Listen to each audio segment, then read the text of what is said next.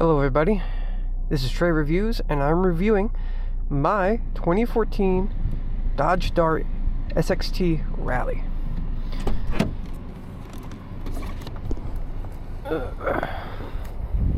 So, for those who don't know, the Dodge Dart was Dodge's sub-compact for the 2010s, and it was made from 2013 all the way up to 2016. Now, this was made to compete for the likes of the Honda Civic, Toyota Corolla, and the Honda Sonata, and it sold for the amount of money they put into this thing, as FCA did. It sold, but not as much as they like to, so they discontinued it for 2016. So, what does the Dodge Dart give you? Well, 4 doors, it's a subcompact, and let's start off with the styling. You got the Dodge Crosshair grille with the little angry lights, supposed to be Dodge-like.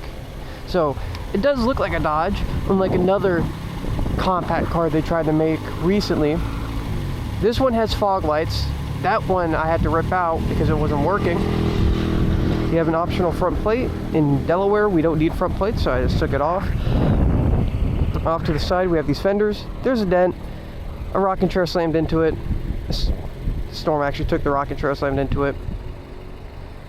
We have these 17-inch rims. Don't know if that was part of the Rallye package, which was the package belonged to the SXT, which gave you, I believe, it was mostly appearance package. It gave you the blackout grille, blackout trim, which peels off easily. And I believe these 17-inch rims with, I think, it's 12-inch front brake rotors, and I think it's 10.5 in the rear. All single pistons all around. Like I said, it gives you this black trim right here. One of the things, fuel door that is actually locked. You have to open it from the inside. And unmistakably Dodge is you got your Dart badge, you got the Dodge badge, the Rallye badge. What engine this has? Well, the Rallye just came with a 2.4 liter inline 4 with the multi-air system, which in itself is interesting. You do get dual pipes, functional dual pipes actually, and you get the Dodge signature track rear lights, which is basically a racetrack with the rear lights. It looks like a baby Charger. That's what they tried to aim with this thing. I think it's a good looking subcompact for its era. Reminder, this is 2013, 2014. Lights work fine. I think they work great at night. Fog lights, when they did work, they worked fine. Now, let's talk about what's under the hood of this thing. Get in here, the latch.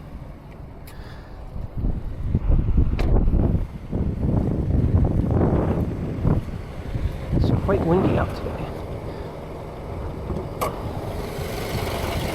This is Dodge's, well, Fiat's 2.4 liter multi-air Tigershark engine. Now, the origins of this engine, it originates from the original 2.4 liter. It's part of the global medium engine family in the early 2000s. Or no, that's the Hurricane. It was the engine family that was made by Chrysler, Hyundai, and Mitsubishi. So they kind of sell parts.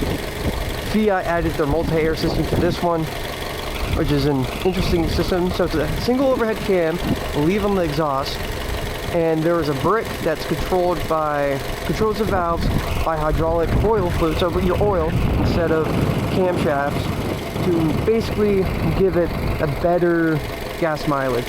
Even though it's still slightly below class, this averages 22 around city, 35 around the highway, since it is the automatic.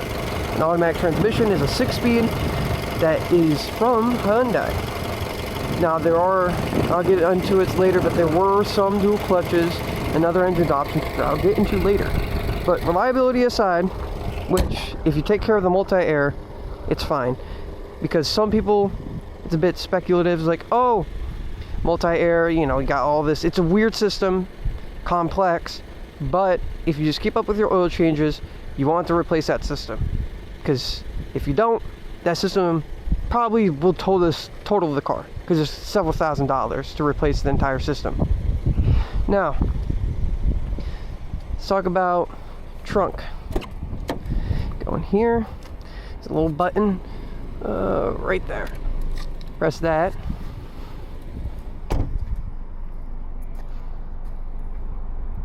And this is your trunk space. Compared to my friend's Honda Civic, it's a little bit more. There's the beauty cover. I just took it off because it was coming apart anyways. And there's a few stuff in here. You can fold down the rear seats. It's average. You can fit some stuff. It'll take care of your errands. It's whatever. You do get a backup camera. This is a 2014, so it wasn't mandated yet. Now, let's talk about the interior. So you do get some hard plastics. This was around 20, I don't know about the Rallyes. The SXT, I believe, started around $19,000 to $20,000. So the Rallye it was more of an appearance package, and let's just talk about the interior. Plastic, hard touch plastic, nice cloth right here. Got leather padding, got your switches. This is automatic down, and the rest aren't automatic. Got your mirror switches to control your mirrors. More plastic, nice white plastic right here to match with this white cloth. It's plastic all around. This does come with the Alpine 9-speaker audio system. Now, step in, see what we got here. Now, fun fact about this, a few darts, you could option the dart without AC. This one thankfully does have AC, so we're chilling. Here's your stick. This is the leather wrapped steering wheel. If you have any Dodges from this era, you know what the steering wheel is. It's alright. I like it. You might not. We do have this kind of chrome bezels around thing. It's trimmed, so you can just peel it off. Got your 3 speakers up here, 2 speakers right there. AC vents, and this does come with the 8.4 Uconnect 4. It's an earlier version, so no Apple CarPlay. None of the darts came with Apple CarPlay, which is kind of disappointing, but this one does have Sirius XM. Yeah, you FM Sirius XM, and you do have Bluetooth for your audio. Controls, you can just turn the screen off, turn it back on by tapping on it. Climate controls are also in the screen, but you do have some physical climate controls right here. But if you want to switch the modes, you have to do it via the screen. So this version does have navigation. It's not up to date, but if you want to use the in-screen nav instead of using your phone, you do got that. You do have phone buttons up here, and you do have the phone menu right here to connect your phone, and you do have all your settings in here for your locks, safety, and driving assistance, which does not have any blind spot monitoring or anything. But you can turn on your daytime running lights, which is just orange. Phone Bluetooth, engine off options. That's it. Now, the seats, this, I believe, came with the Rallye package. Just cloth with these white accents in the middle. They're alright. I've daily drove this car for a long time, and they're not the most comfortable, but they're not backbreaking either. Both these seats have manual adjustment, so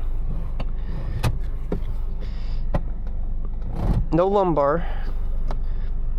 But one thing I do like about the darts is for this segment, they are actually pretty roomy. I am 6 foot, and I still have a bunch of headroom over me.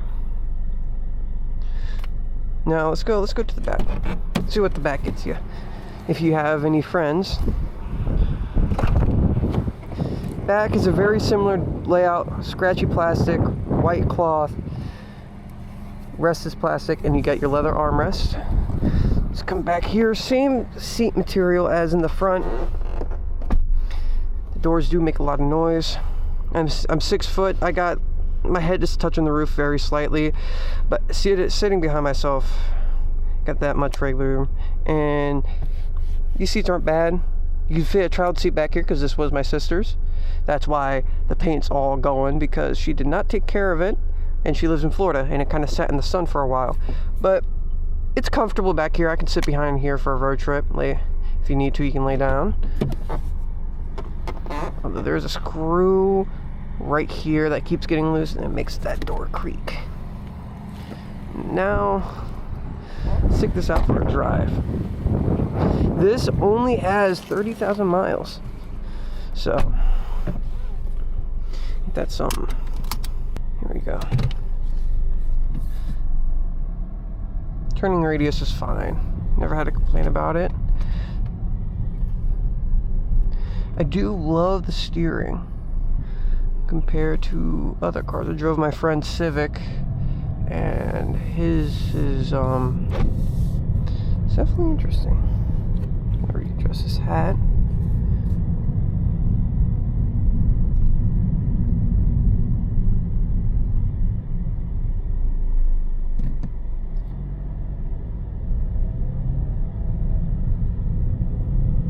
Now, let's talk about the history of the Dart for a little bit.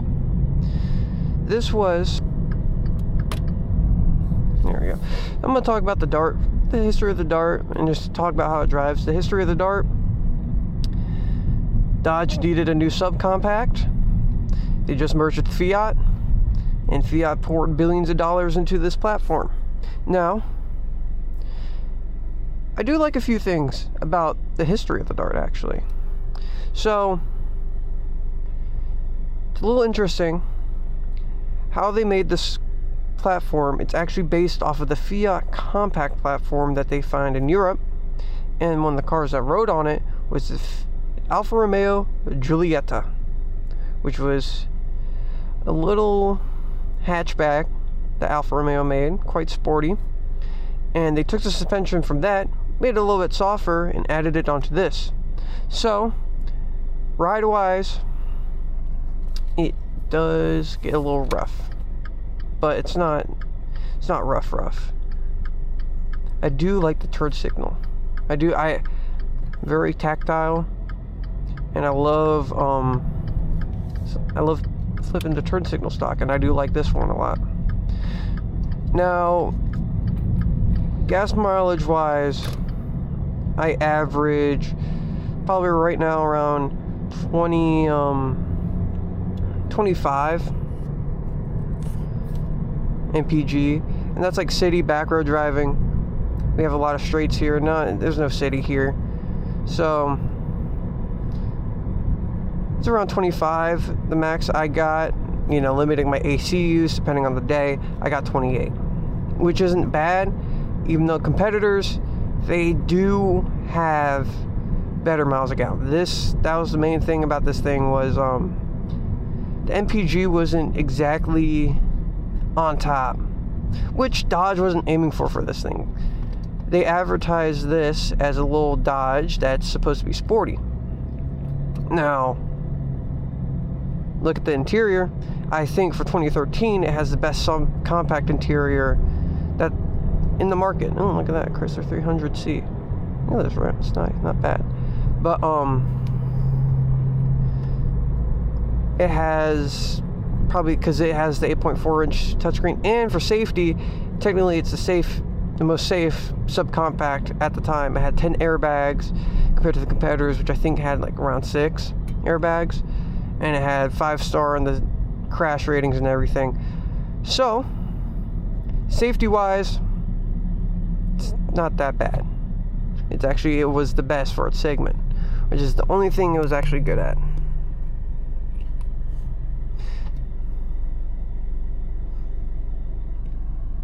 Now for driving position at 6 foot, I think it's a little cramped, but since I'm a much taller person than the average person, I do think that it's reasonable for the segment.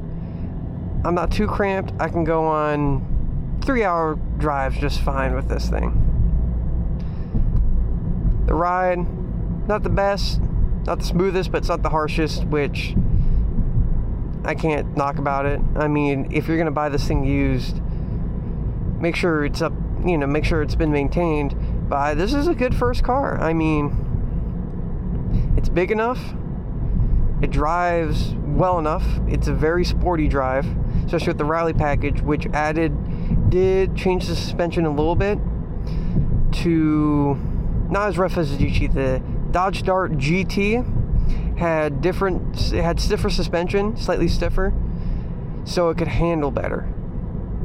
Now, compared to the competitors, this was, the 2.4 liter anyways, had probably the most horsepower other than the Civic Si, which had 205. This has 184 horsepower and 171 foot-pounds of torque, so it's not fast, but it has plenty of power if you're merging onto the highway and all that, and it's responsive enough where you don't really have to dip in that much to the gas. Now, that's a Chrysler 300. Visibility, it's fine. You know, I look back there, plenty, I can see, I got my mirrors. I do wish this did have blind spot monitoring, but it doesn't have that many blind spots anyways, so I don't really mind driving this, you know, going to Philadelphia, taking 995, you know, with all these crazy drivers. I actually don't mind at all, you know? It's not that bad of a drive. Oh look, there's a Hornet. I want to review one of those. It's weird. They, FCA Stellantis, made Dodge make a Fiat car. It didn't sell well. And now a few years later,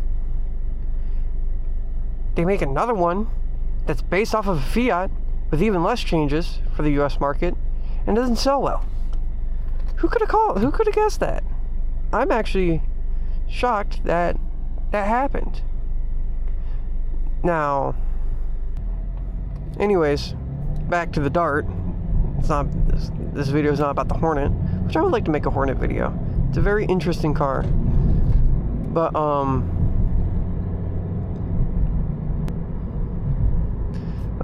it's small, compact. I do like driving it. It's not a bad car.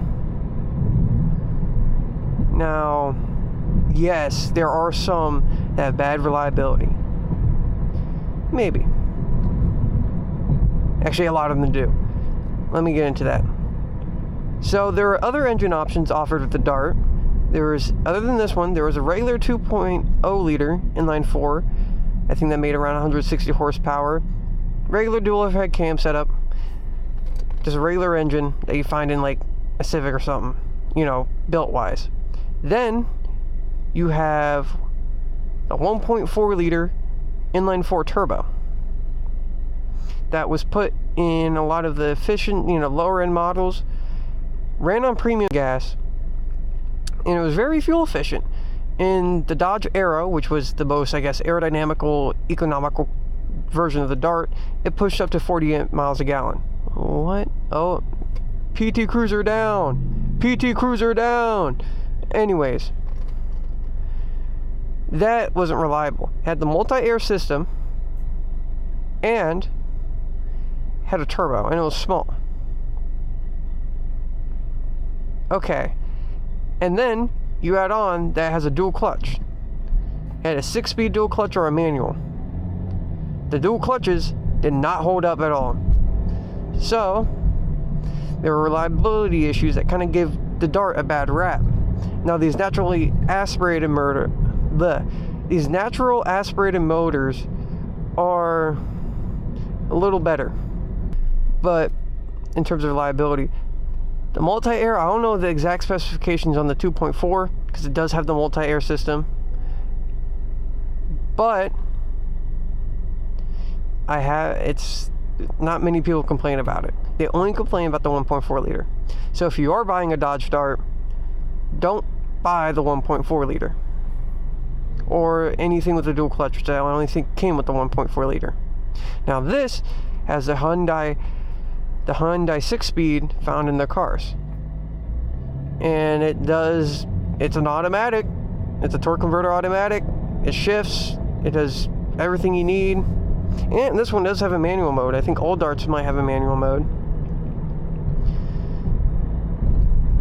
And then you have the 6-speed manual, which I haven't heard any issues about that, other than the first batch of Dodge Darts were manuals, and that's why they didn't sell well initially. Well, they never really sold well anywhere.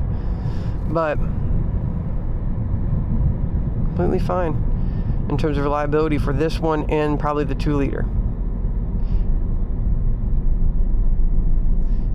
I do need to get the brakes changed on this. It does have a little vibration under braking, but it brakes fine. I do like the brake pedal feel.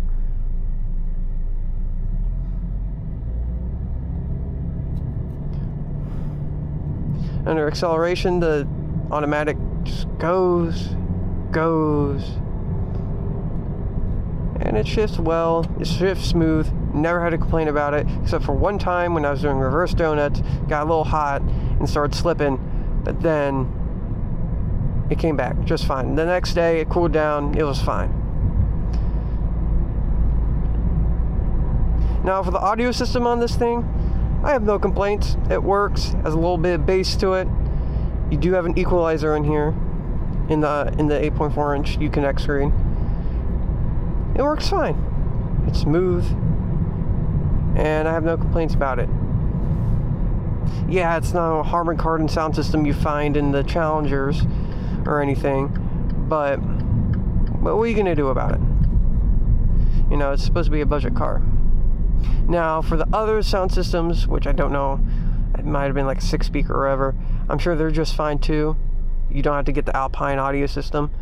And I believe these also came with Beats audio systems. I don't know the specifications on that, but I believe they were in like the higher up trims, because this is an SXT.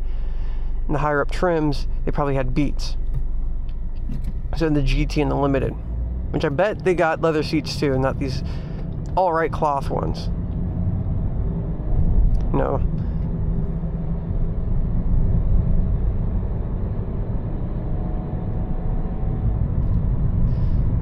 Now talking about the ride, you feel bumps in the road, but they're not breaking your back. You just feel them. Feel them through the wheel. It's a good ride. I think for being what it is, no hands on the wheel and drives straight, maybe because it only has 30,000 miles on it. But it rides fine for especially knowing the background of this thing. I think they did a really good job at tuning the suspension from the Alpha to be more fitted for the American market. Yes, you're gonna find bumps that's gonna jolt you compared to another car, but for what it is, I think this thing, ooh, focus. Is that an RS? I do not know. But for what it is, drives fine. Nothing to complain about, nothing to compliment about, but nothing to complain about. This is just just think of the run-of-the-mill car. Run-of-the-mill. It's fine. However, probably what it beats compared to its competitors is handling.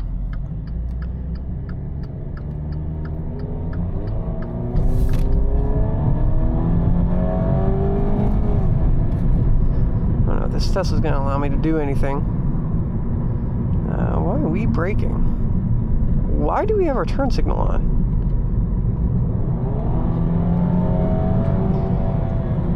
What I do like about it, you don't feel any torque steer in the wheel whatsoever, which I'm actually very surprised about. No torque steer. Maybe because it doesn't produce that much torque, but when I drove a Hornet RT,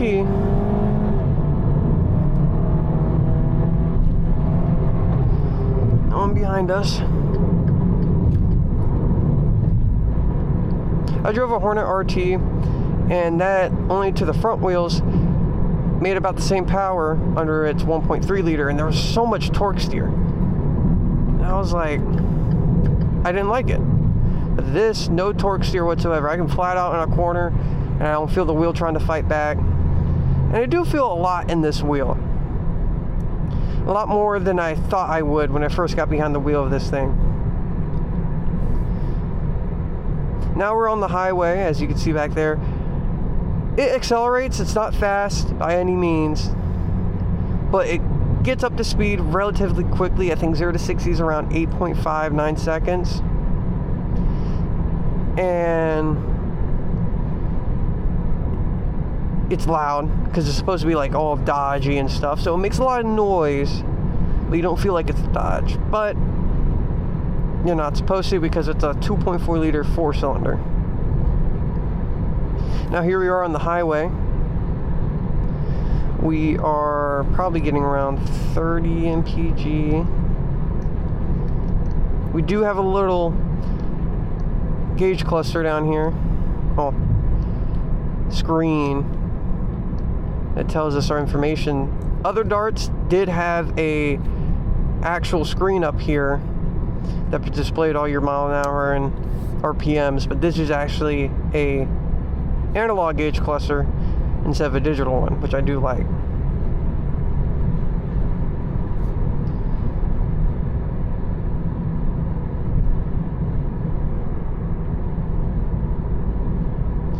Noise wise, you do hear a lot of tire noise, road noise, not a lot of air, but that's probably because the shape is very similar to the Chrysler 200 because they share the same platform.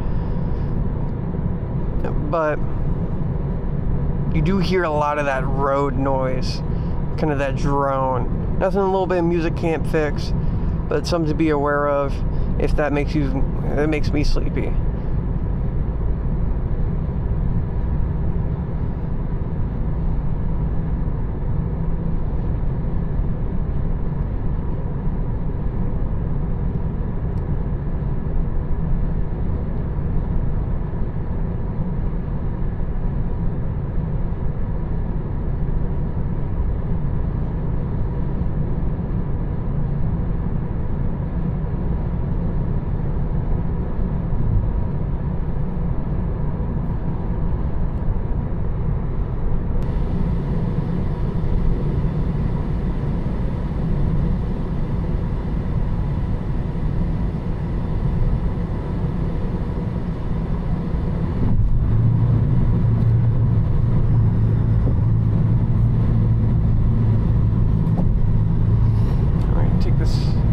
Up here.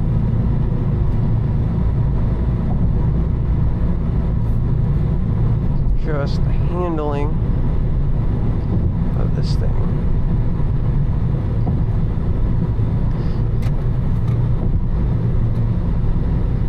You can't bang off the limiter in this thing, sadly.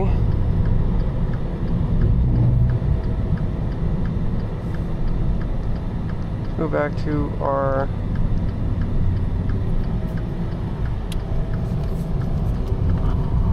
ooh.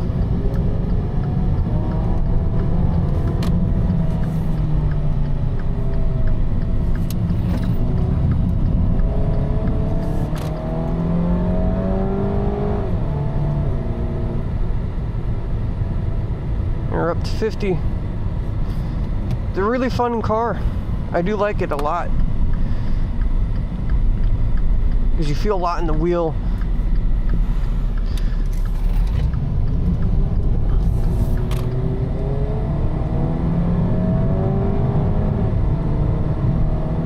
You make a lot of noise and you don't gotta go that fast to make that noise. Can't do that in a Hellcat.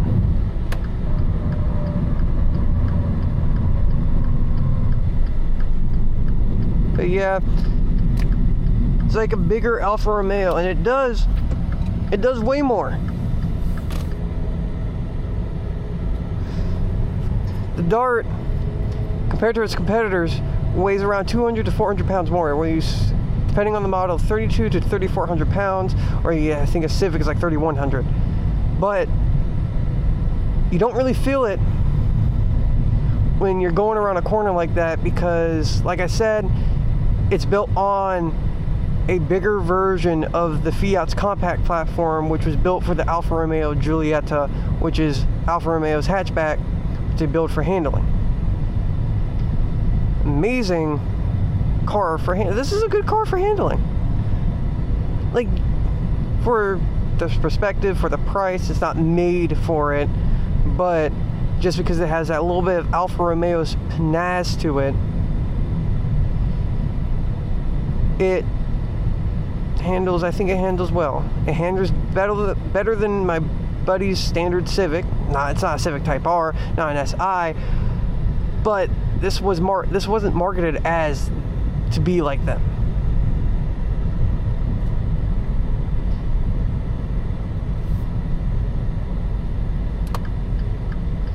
This was marketed as something like the Civic Corolla or Hyundai Sonata, and it didn't sell well because it didn't have anything, like, it has that Dodge styling, but it had nothing unique, nothing at all, other than the handling and the Dodge styling. The 2.4 liter is whatever, the 2 liter was whatever. It's just an average car, NPC car, but probably I think it's the best NPC car that you can buy, especially used. This could be your kid's first car. I wouldn't judge you for it because it is, I think, one of the better cars out there. I think it's actually a very underrated car, and I don't think it deserves the hate that it gets.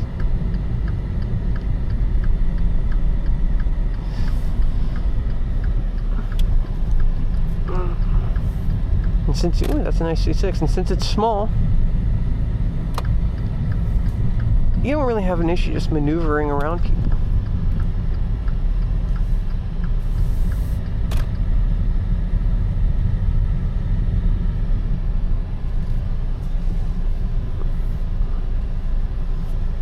Now, as we park and wrap up this video, if you're wondering, that's what the reverse camera looks like. There we go. Do get the lines with the night, Tristan. And yeah, that is my thoughts and my review on the Dodge Dart. I think it is a perfectly good first car for the average user. Now, hope you enjoy the review. This is my Dodge Dart, and my next review is going to be on my dad's Challenger Hellcat, and whether you think if it's a good used muscle car that you can buy for around 45 to 50 grand. Until then, I'll see you then.